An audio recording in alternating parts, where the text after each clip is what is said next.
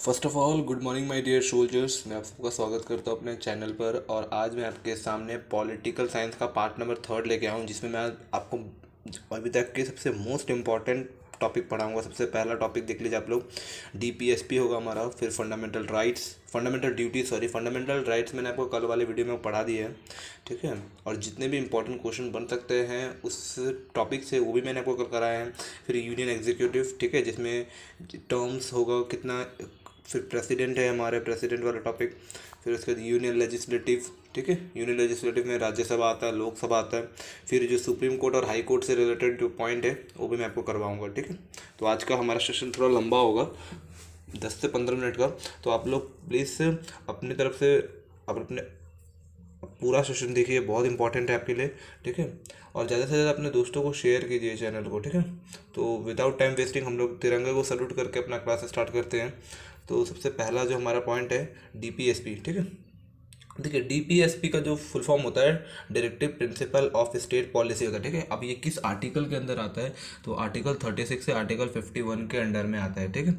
अब आपसे पूछा जा सकता है कि डीपीएसपी हम लोगों ने किस कंट्री से बोरो किया है, तो इसका सही आंसर हो जाएगा आयरलैंड से हम लोगों ने बोरो किया है, ठीक है। आयरलैंड से हम लोगों ने बोरो किया है। और आयरलैंड से हमारे एक मोस्ट इंपॉर्टेंट लेडी का नाम हमको याद रखना है, एनी बेसेंट। आप सबको पता होगा इनका नाम। ये एनी बेसेंट वो फीमेल है जो पहली अध्यक्ष बनी थी, first female president of Indian national Congress, ठीक है। इंडियन आईएनसी की पहली महिला अध्यक्ष बनी थी, कौन? Annie Besant. और वो कहाँ से बिलोंग करती है? आयरलैंड से। आयरलैंड से क्या लिया गया है? डीपीएसपी लिया गया है, directive principle of state policy, ठीक है। अब डीपीएसपी में कुछ इंपॉर्टेंट जो आर्टिकल है वो हम लोग को पढ़ने, जैसे हम लोग मैंने आपको पहले बताया ना 36 से 51 आर्टिकल इसके अंडर में आते हैं। तो आर्टिकल 40 जो सबसे इंपॉर्टेंट मैं आपको बता दे रहा हूँ, मोस्ट इंपॉर्टेंट आर्टिकल 44 लिख लीजिए कहीं पर जाके। आर्टिकल 44 में आता है यूनिफॉर्म सिविल कोड, ठीक है, मोस्ट इंपॉर्टेंट है। और ये सब भी इंपॉर्टेंट है, ठीक है। लेकिन ये क्वेश्चन बहुत बार पूछा गया, यूनिफॉर्म सिविल कोड किस आर्टिकल के अंडर आता है डीपीएसपी में, तो आर्टिकल 44 के अंडर आता है, ठीक है। आर्टिकल 40 में आता है gram panchayat as self government. Article 44 मैंने आपको बताया यूनिफॉर्म सिविल कोड आता है। आर्टिकल 45 में every childhood care, 0 to 6 years में हर चाइल्डहुड का केयर होना चाहिए। आर्टिकल 48 में agriculture and animal husbandry of a model line. Article 49 में to protect all monuments of a historic interest and national importance. और आर्टिकल 50 है, उसमें होता है separation of a judiciary and executive, ठीक है। और आर्टिकल 50 में separation of a judiciary and executive आता है, ठीक है। तो आप लोगों को बस इसमें डीपीएसपी से इतने ही पॉइंट याद रखने हैं, ठीक है। नेक्स्ट पॉइंट की तरफ बढ़ते हैं हम लोग, वो है हमारा फंडामेंटल ड्यूटीज़। तो सबसे पहला चीज़ हम लोगों ने फंडामेंटल ड्यूटीज़ कहाँ से बोरो किया है, तो वो किया हम लोगों ने रशिया से बोरो किया, ठीक है। रशिया से लिख लीजिए कहीं पर, जो भी मैं आपको बता रहा हूँ बहुत इंपॉर्टेंट है। Fundamental duties are defined as a moral obligation of all citizen to help and promote of a spirit of a patriotism, ठीक है। There are the 11 fundamental rights. कितने फंडामेंटल राइट्स है ये आप लोगों को जानने के मतलब कि आपको नंबर में पता होना चाहिए कितने फंडामेंटल राइट्स है। हाँ, 11 फंडामेंटल राइट्स है। आप लोगों को मतलब सीरियल वाइज इसमें इतना इंपॉर्टेंट नहीं है, इसलिए मैंने यहाँ पे लाया भी नहीं हूँ, ठीक है। और ये मतलब कि किस कमेटी के रिकमेंडेशन के अंडर बना था, ठीक है, लिया गया था, ठीक है। There were included on the recommendation of a Swaran Singh committee 42nd amendment act. अब यहाँ पर मैं आपको एक चीज़ बताना चाहता हूँ, 42nd अमेंडमेंट एक्ट है ना, तो उसको हम लोग क्या बोलते हैं? उसको हम लोग बोलते हैं, उसका अनदर नेम क्या है? Mini constitution. कहीं पर फिर से लिख लीजिए, मिनी कॉन्स्टिट्यूशन। जो भी मैं आपको पॉइंट बता रहा हूँ बहुत इंपॉर्टेंट है, ठीक है। मिनी कॉन्स्टिट्यूशन किस अमेंडमेंट एक्ट को बोला जाता है, तो वो बोला जाता है 42nd कॉन्स्टिट्यूशनल अमेंडमेंट एक्ट को 1976 में ये आया था। मोस्ट इंपॉर्टेंट पॉइंट, ठीक है। पूरा पॉलिटी का सबसे मोस्ट इंपॉर्टेंट पॉइंट ये 42nd अमेंडमेंट एक्ट को हम लोग क्या बोलते हैं? मिनी कॉन्स्टिट्यूशन, ठीक है। आई होप आपको क्लियर हो गया होगा फंडामेंटल ड्यूटीज और डीपीएसपी। नेक्स्ट साइड पे हम लोग बढ़ते हैं, यूनियन एग्जीक्यूटिव। यूनियन एग्जीक्यूटिव में आपको ये पता होना चाहिए कि जैसे प्रेसिडेंट है ना, प्रेसिडेंट बनने के लिए आपको कितना एज चाहिए होता है, ठीक है, कितना इसका टर्म होता है, कब वो किससे कौन शपथ दिलवाता है, ये आपको पता होना चाहिए। इसलिए मैंने एक चार्ट लेके आया मैं आपको, ठीक है। आप लोग इसको अच्छी तरह से पढ़ लीजिए, ठीक है। जैसे एज में देखिए प्रेसिडेंट दिया हुआ, प्रेसिडेंट का 35 एज होने ही चाहिए, 35 ईयर्स होने ही चाहिए, तभी वो प्रेसिडेंट बन सकता है। वाइस प्रेसिडेंट बनने के लिए भी 35 ईयर्स, और प्राइम मिनिस्टर बनने के लिए 25 ईयर्स, ठीक है। अब जो टर्म्स होते हैं वो देख लीजिए, सबका टर्म्स 5 ईयर का होता है, 5 5 साल का। अब जो इनको शपथ दिलाता है वो बहुत इंपॉर्टेंट है। देखिए प्रेसिडेंट अगर आप प्रेसिडेंट बनते हो तो आपको जो शपथ दिलाएगा सीजीआई यानी कि चीफ जस्टिस ऑफ इंडिया। अभी कौन है chief justice of India? N V Ramana, ठीक है, वो आपको शपथ दिलाएंगे, ठीक है। और हमारे प्रेसिडेंट कौन है करंट पे, वो आप लोगों को बताना है। नेक्स्ट ये होमवर्क है आपके लिए, हमारे प्रेसिडेंट कौन है। वाइस प्रेसिडेंट, अब देखिए वाइस प्रेसिडेंट को अगर हम लोग शपथ दिलाते हैं तो वो शपथ दिलाएगा प्रेसिडेंट। अगर हम लोग को प्राइम मिनिस्टर को भी शपथ दिलाना है, पीएम को, तो वो भी शपथ दिलाएगा प्रेसिडेंट ही शपथ दिलाएगा, ठीक है। President is the most important, president जो होता है ना बहुत इंपॉर्टेंट रोल प्ले करता है पूरे पार्लियामेंट में। नेक्स्ट है पावर। अब देखिए प्रेसिडेंट को क्या क्या पावर होता है, लेजिस्लेटिव पावर होता है, एग्जीक्यूटिव पावर होता है, फाइनेंशियल पावर होता है, इमरजेंसी, यानी कि जैसे देखिए हमारे कंट्री में जो इमरजेंसी लगाने का जो है ना, इमरजेंसी कब लगेगी, इमरजेंसी यानी कि फाइनेंशियल इमरजेंसी कब लगेगी, नेशनल इमरजेंसी कब लगेगी, उसको मतलब साइन करने, उसमें जो साइन करता है ना वो प्रेसिडेंट के अधिकार पे, प्रेसिडेंट का पावर होता है उस पर, ठीक है। जब तक प्रेसिडेंट साइन नहीं करेगा तब तक वो मतलब इमरजेंसी नहीं लग सकती हमारे कंट्री में। आई होप आपको क्लियर हो गया होगा। और वाइस प्रेसिडेंट का पावर क्या होता है, चेयरपर्सन ऑफ राज्यसभा, राज्यसभा का चेयरपर्सन होता है। राज्यसभा अभी हम लोग नेक्स्ट स्लाइड में पढ़ने वाले हैं। फिर हमारा जो प्राइम मिनिस्टर है, प्राइम मिनिस्टर क्या होता है, हेड ऑफ द गवर्नमेंट, पूरा गवर्नमेंट का हेड होता है। अब रेजिग्नेशन की बात करते हैं, ठीक है। हम लोग देख लीजिए टर्म बात कर लिया, ओथ यानी कि जो शपथ कौन दिलवाएगा, पावर क्या होता है। अब हम लोग आते हैं रेजिग्नेशन। अब देखिए रेजिग्नेशन मतलब अगर रिज़ाइन करना है अगर प्रेसिडेंट को, वो किसको रिज़ाइन, अब रिज़ाइन कौन करवाएगा उसको, तो वो वाइस प्रेसिडेंट करवाएगा, ठीक है। अब वाइस प्रेसिडेंट को वाइस प्रेसिडेंट अगर अपना पोस्ट से रिज़ाइन देना चाहता है, रिज़ाइन मतलब निकलना चाहता है, हटना चाहता है, तो वो कौन देगा, वो प्रेसिडेंट देगा। और प्राइम मिनिस्टर को भी अगर प्रेसिडेंट ही हटाएगा, ठीक है। नेक्स्ट, अब देखिए ये प्रेसिडेंट के कुछ इंपॉर्टेंट नाम है। जैसे देखिए आपसे एक क्वेश्चन प्रेसिडेंट से इसलिए इंपॉर्टेंट है कि प्रेसिडेंट ऐसा कौन सा मतलब प्रेसिडेंट है हमारे इंडिया का जो 2 बार प्रेसिडेंट बना है, याद रखिएगा, वो है डॉक्टर राजेंद्र प्रसाद। डॉक्टर राजेंद्र प्रसाद 1950, एक बार और बने थे, आप लोग को वो बताना, चलिए वो बताइए वो नेक्स्ट बार कब बने थे। नेक्स्ट हमारा जो पॉइंट है राज्यसभा, फिर आएंगे हम लोग लोकसभा पर। देखिए यूनियन लेजिस्लेटिव में the Indian parliament consist of a Lok Sabha and Rajya Sabha and the president, ठीक है, आर्टिकल 79 में। जो मैं आपको आर्टिकल बता रहा हूँ वही आपको आर्टिकल पढ़ने और कुछ एक्स्ट्रा नहीं पढ़ना। तो अब हम लोग पढ़ते हैं राज्यसभा के ऊपर। देखिए राज्यसभा को हम लोग बोलते हैं upper house of the parliament, लिख लीजिए अपर हाउस राज्यसभा लिख लीजिए, नहीं तो ये पूरा नोट्स उतार लीजिए, स्क्रीनशॉट लेकर ये पूरा नोट्स लिख लीजिए, बहुत इंपॉर्टेंट है, ठीक है। देखिए राज्यसभा को हम लोग क्या बोलते हैं, upper house of a parliament, was establish on the 3 April 1952। The upper house of a parliament हम लोग किसको बोलते हैं, राज्यसभा को बोलते हैं, ठीक है। इट्स मैक्सिमम स्ट्रेंथ, इसका जो मैक्सिमम स्ट्रेंथ यानी कि मैक्सिमम मेंबर कितने होना चाहिए, 250 मेंबर्स होने चाहिए। अब देखिए 250 में से ना 12 मेंबर जो होते हैं वो कौन इलेक्ट करता है, कौन नॉमिनेट करता है, वो करता है प्रेसिडेंट हमारा नॉमिनेट करता है, from the field of science, arts, literature and social services. यानी कि जो 12 मेंबर वो इलेक्ट करेगा, जो प्रेसिडेंट होगा हमारा, वो किस फील्ड से इलेक्ट करेगा, वो जैसे कि अगर वो साइंस फील्ड में अच्छा है तो उससे ले सकता है, आर्ट्स फील्ड में अच्छा है तो उससे ले सकता है, लिटरेचर में या फिर सोशल सर्विसेज में, इस सब से इस पार्ट से इलेक्ट करता है।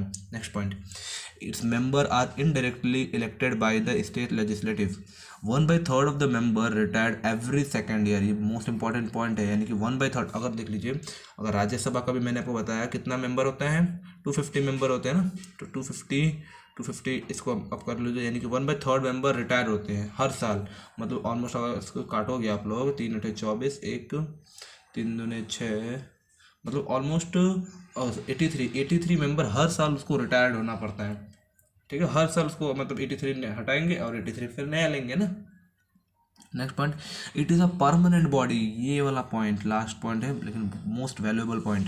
It is a permanent body and it solution to dissolution, यानी कि it's not subject to dissolution, यानी कि इसको डिजोल्व नहीं किया जा सकता। अभी हम लोग लोकसभा भी पढ़ेंगे। देखिए राज्यसभा एक ऐसा पार्लियामेंट होता है, पार्लियामेंट बॉडी होता है जिसको हम लोग डिजोल्व नहीं कर सकते, ठीक है, मोस्ट इंपॉर्टेंट, इसको भंग नहीं किया जा सकता, ठीक है, सिंपल हिंदी में। अब हम लोग आते हैं लोकसभा पर। लोकसभा में मोस्ट इंपॉर्टेंट पॉइंट है, लोकसभा को हम लोग बोलते हैं lower house of the parliament. देखिए आपसे पूछा जाएगा lower house of the parliament किसको बोलेगा, एल से शुरू होता है ना, लोअर, लोअर मतलब हो गया एल से हो गया लोकसभा, सिंपल ऐसे याद कर लो, ठीक है। Upper house of a parliament Rajya Sabha. अब देखिए इसमें मैक्सिमम मेंबर कितने होते हैं, तो 552 मेंबर होते हैं। अब यहाँ पर आपको पूछा जा सकता है कि 530 मेंबर जो होते हैं, 530 मेंबर आप लोगों को दिख रहा होगा, 530 मेंबर जो होते हैं वो रिप्रेजेंटेट करता है स्टेट को, 20 मेंबर जो होते हैं वो यूनियन टेरिटरी को रिप्रेजेंटेट करता है, और 2 मेंबर जो होता है वो एंग्लो इंडियन कम्युनिटी का होता है, ठीक है। Next point, currently Lok Sabha has a strength of 545, यानी कि देखिए करंट में कितने अभी मतलब लोकसभा सीटें हैं, तो वो है 545, ठीक है। It is a permanent body, it is not a permanent body, sorry ये परमानेंट बॉडी नहीं होता, इसको हम लोग डिजोल्व कर सकते हैं, और ये हर कितने साल में डिजोल्व होता है, 5 साल में इसके जो मेंबर होते हैं वो डिजोल्व होते हैं, चेंज होते रहते हैं, ठीक है। अब हमारा जो मोस्ट इंपॉर्टेंट पॉइंट है वो है सुप्रीम कोर्ट, फिर हम लोग पढ़ेंगे हम लोग हाई कोर्ट, ठीक है। सुप्रीम कोर्ट की अगर मैं बात करता हूँ तो सुप्रीम कोर्ट बना कब था, बस आपको इतना पता होना चाहिए, 26 जनवरी 1950 को। और 26 जनवरी 1950 को ही हम लोगों ने कॉन्स्टिट्यूशन को अडॉप्ट भी किया था, ठीक है। देखिए कॉन्स्टिट्यूशन को हम लोगों ने अडॉप्ट करा था, मैंने आपको पहली बार बता दिया था, पहले भी बताया था, फर्स्ट क्लास में बताया था मैंने आपको जब मैं कॉन्स्टिट्यूशन पढ़ा रहा था उसमें, कि अडॉप्ट हम लोगों ने किया 26 जनवरी 1950। लेकिन देखिए अडॉप्ट हम लोगों ने किया, लेकिन जब हम लोग जो फॉर्म किया था ना, मतलब कि बन कब गया था वो बन गया था 26 नवंबर, ठीक है, लिख लीजिएगा 26 नवंबर 1949 को बना था, ठीक है, 26 नवंबर 1949 को बना था। इसीलिए हम लोग इस दिन कॉन्स्टिट्यूशन डे भी मनाते हैं, ठीक है ना। Next point, the supreme court stand apex the judicial system of India, judicial system of represented करता है। At present the supreme court consist of 34 जज, यानी कि अभी प्रेजेंट में कितने जज है सुप्रीम कोर्ट में, तो 34 जज हैं, including chief justice of India. Chief justice of India इसका हेड होता है, जो अभी कौन है, NV रमन्ना, ठीक है। इससे पहले कौन थे, शरद अरविंद बोबड़े, लिख लीजिए आप लोग, आपसे पूछा जा सकता है शरद अरविंद बोबड़े। और सबसे पहला अगर आपसे पूछा जाए चीफ जस्टिस ऑफ इंडिया कौन था, तो वो थे HJ कन्या, HJ कन्या, KANIA, HJ कन्या।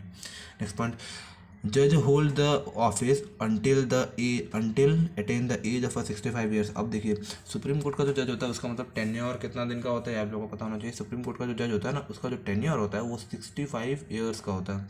अगर वो 65 साल अपने जो पोस्ट पे कंप्लीट कर लेता है, यानी कि अपने जज पे, चीफ जस्टिस ऑफ इंडिया के पोस्ट पे अगर वो कंप्लीट कर लेता है, तो उसको वहाँ से रिटायरमेंट दिया जाता है। और एक बात और नोट डाउन कर लो कि 5 साल, अगर वो 5 साल भी अगर अपने पोस्ट पे अगर कंप्लीट कर देता है तभी भी उसको रिटायर कर दिया जाता है। या फिर वो 65 ईयर कंप्लीट करे या फिर 5 साल कंप्लीट करे उस पोस्ट पर, तभी भी उसको रिटायर कर दिया जाए, ठीक है। और लास्ट पॉइंट तो मैंने आपको पहले ही बता दिया, द फर्स्ट CJI यानी कि चीफ जस्टिस ऑफ इंडिया कौन थे, हरीलाल जी कन्या। मैंने ऐसे याद किया था HJ कन्या को, ठीक है, हरीलाल J कन्या, ठीक है। नेक्स्ट और लास्ट पॉइंट है हमारा, हाई कोर्ट को हम लोग डिस्कस करते हैं फटाफट। देखिए हाई कोर्ट जो था, the constitution of India provided of a high court for the each state, her state में अलग अलग हाई कोर्ट है, ठीक है। But parliament can establish of a common high court of a 2 और more state of the union territories. जैसे गोवा का जो हाई कोर्ट होता है वो आपको पता होगा, वो महाराष्ट्र में पड़ता है ना, वैसे ही हमारे अगर हम बात करता हूँ मैं कि अभी हमारे पास करंट में कितने हाई कोर्ट है, तो 25 हाई कोर्ट है, यहाँ पे लिखा हुआ है there are 5 high court, 25 high court है। अगर आपसे पूछा जाए अंडमान निकोबार का हाई कोर्ट कहाँ पे पड़ता है, आप लोग बताइए मुझे कहाँ पे पड़ता है, ये आपके लिए होमवर्क, ठीक। अंडमान निकोबार का हाई कोर्ट कहाँ पर पड़ता है, तो यूनियन टेरिटरी है, उसका हाई कोर्ट कहाँ पर पड़ता है। Governor of state administrator of the oath of the office the जज ऑफ द हाई कोर्ट, यानी कि देखिए जो गवर्नर होता है हमारा, जिसका कार्यकाल मतलब जो बनने के लिए 35 ईयर्स चाहिए ना, वो गवर्नर, एक सेकंड, वो गवर्नर शपथ दिलाता है किसको, जो हाई कोर्ट के जो जज होते हैं उसको शपथ दिलाता है कौन, उसको शपथ दिलाता है governor. Age of a high court hold the office until he attain the age of 62 years. अब देखिए सुप्रीम कोर्ट का जो जज का रिटायरमेंट का एज कितना होना चाहिए, 65 ईयर्स होना चाहिए। और जो हाई कोर्ट का जो जज होता है उसमें 62 ईयर्स उसको, अगर वो 62 ईयर्स अपने पोस्ट पे कंप्लीट कर लेता है तब उसको भी रिटायरमेंट देना पड़ता है। और जो कल हमारा जो मैं कल क्वेश्चन लेके आऊँगा आप लोगों के लिए, क्योंकि पॉलिटी इतना ईजी नहीं है, बहुत भारी वास्ट सब्जेक्ट है, बहुत लंबा लेंथी सब्जेक्ट है, तो इसलिए मैंने आपको छोटे छोटे पार्ट्स में डिवाइड करके करवाया, ठीक है। और हम लोग कल क्या करेंगे, अगर हम लोग पूरा अच्छे से जितने भी इंपॉर्टेंट क्वेश्चन हैं, आप लोग मुझे एक कमेंट कर सकते हो कि आप लोग किस एग्ज़ाम की प्रिपरेशन कर रहे हो, तो मैं आपको उसी एग्ज़ाम की प्रिपरेशन के लिए भी मतलब जो क्वेश्चन होंगे वो सेलेक्ट करके लाऊंगा कल, ठीक है। तो चलिए मिलते हैं नेक्स्ट वीडियो में कल, और हम लोग कल जम के प्रैक्टिस करेंगे पॉलिटी से। उसके बाद मैंने आप लोगों के लिए एक छोटा सा सरप्राइज़ देना चाहता हूँ मैं आपको। हम लोग 10 मार्च से पहले, ठीक है, पहले हम लोग 100 क्वेश्चन मैं आप लोगों के बना चुका हूँ, उसको मैं जल्द से जल्द करवाऊँगा, 10 मार्च से पहले मैं आपको करवा दूँगा, ठीक है। 100 क्वेश्चन जिसमें पॉलिटी, हिस्ट्री, पूरा जीके कंप्लीट हो जाएगा आपका, ठीक है। उसके बाद हम लोग जीएस का सेशन शुरू करेंगे, ठीक है। तो आई होप आपको वीडियो अच्छा लगा होगा, अगर अच्छा लगा तो लाइक कर दीजिए हमारे चैनल को, लाइक कर दीजिए सेशन को, और सब्सक्राइब कीजिए हमारे चैनल को। तो फिर ठीक है, मिलते हैं फिर कल, गुड बाय, जय हिंद।